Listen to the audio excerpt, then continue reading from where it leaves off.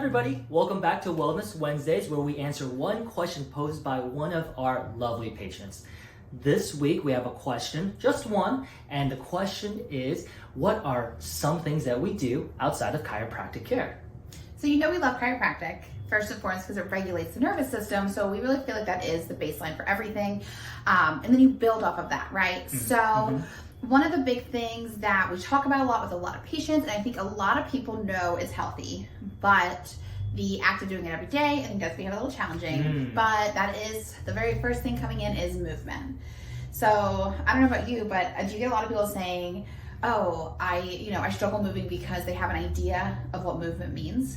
Yeah, I feel like a lot of people right? think that running is the only type of movement that they can do. Yeah, and you don't have to do that. Like if you don't want to run, don't do it. I feel like that's simple. What should they do? So the biggest thing is that the number one type of movement you should be doing is one you like. So it's just getting in the habit of moving every day, because we have a culture in society where we sit a lot. And even us who are up on our feet adjusting, we still sit and do a lot of notes. So we always schedule. I think that's one of the keys to getting it done is we schedule in the time that is a non-negotiable every day for some kind of movement. And some days are a little higher intensities than others. And then some days are just going for a walk if that's all we can fit in.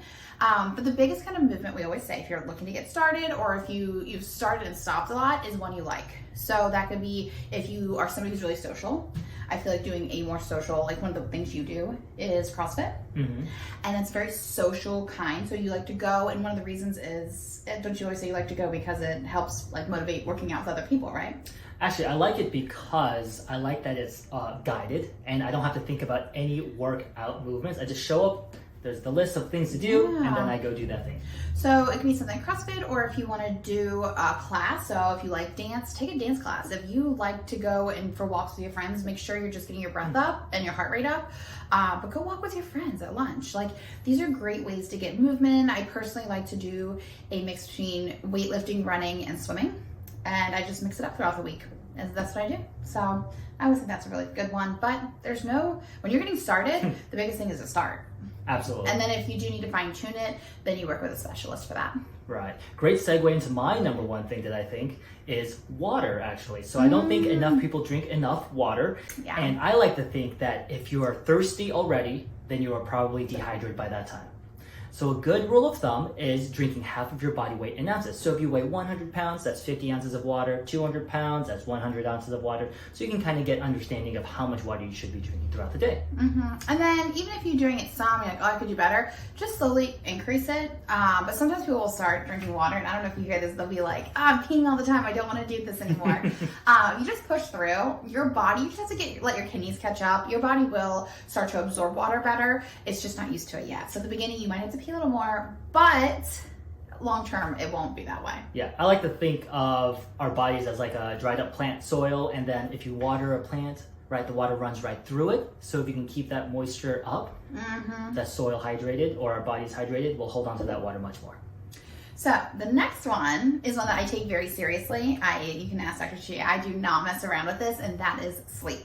So it used to be where growing up, you'd be like, oh, I just want to stay up late and do all these things.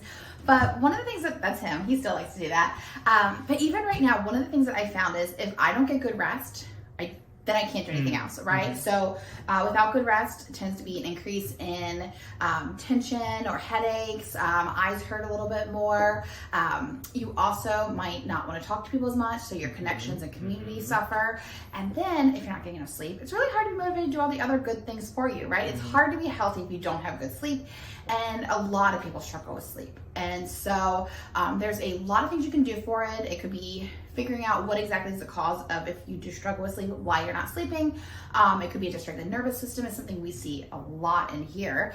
And then it could also be a nutrition struggle or something else going in your body that you just need to sort of create a system and procedure in your own life that will help with your sleep. And so something I do is going to bed around the same time and waking up at the same time, even on weekends, which isn't always fun, but no matter what, we try to have a pretty good time schedule of sleeping. We both take magnesium on a regular basis, at night only, because it helps just calm the nervous system down. I get adjusted weekly to every other week, depending on where I am at on my health goals.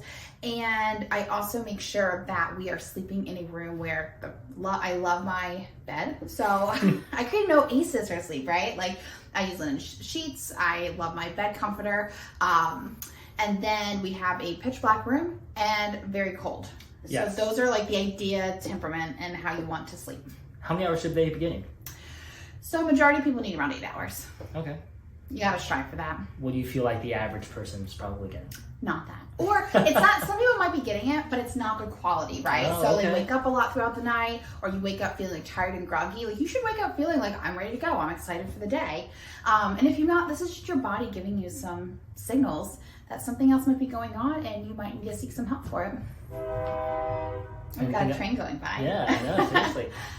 All right, what's your next one? My next one is, you kind of already touched base on it, but it's going to be supplementation or nutrition itself.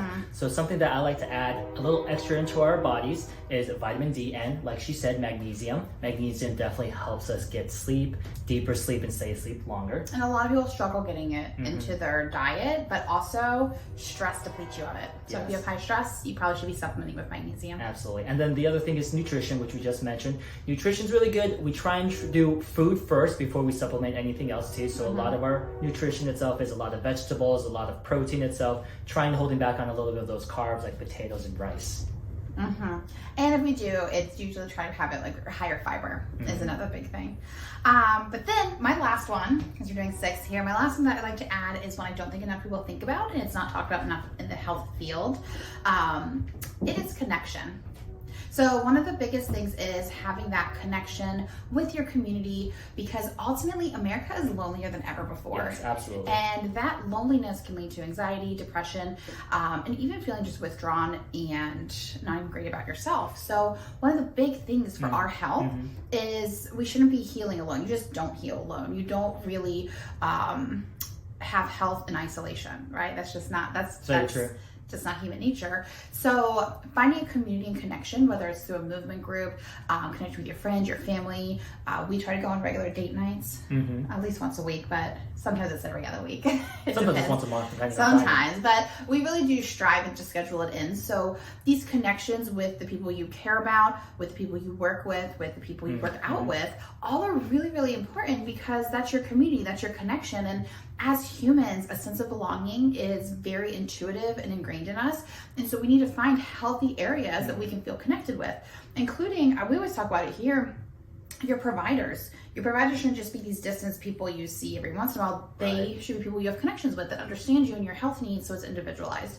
And when we start living a more connected life, everybody's health improves. We see improvement in children's health, we see improvement in our elderly health, and we see it even in our own, the working parents and young adults' health, all improve when we have better connections. Absolutely. My last one is going to be taking brain breaks, which I do It's a like lot your better favorite thing. than she does. She should loves work on it. sleeping. I don't sleep as much, or actually I do. I just don't like sleeping as much as she does. Yeah. And what I do instead is I take brain breaks, which is about maybe 20 minutes a day in between work, maybe on our lunch break, where I really just no technology, no nothing, and I kind of just lay there or close my eyes and I just sit there quietly with no distraction from the outside world. And realistically, it does a really good job at resetting my brain, getting me ready for the afternoon or any busy afternoon tasks that we may have.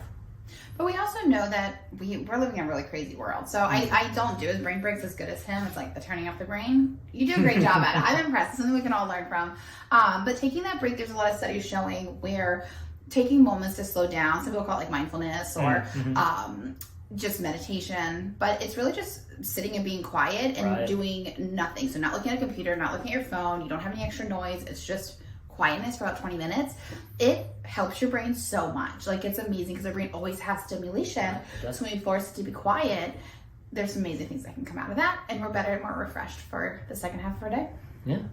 Well, those are our 6 things that we do outside of chiropractic care. Thanks for tuning in. Yeah.